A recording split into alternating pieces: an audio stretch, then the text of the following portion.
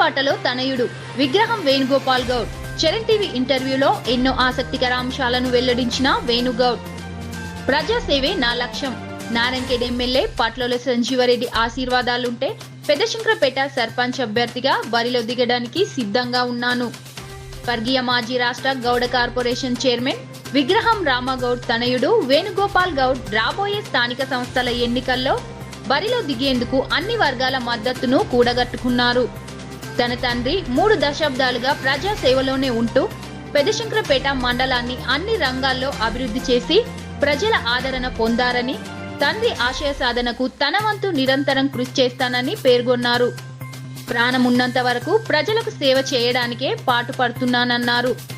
కొంతమంది ఓర్వలేకనే తన ఎదుగుదలకు అడ్డు వస్తున్నారని, ప్రజలకు ఎవరు ఎలాంటి వారో తెలుసునని వివరించారు.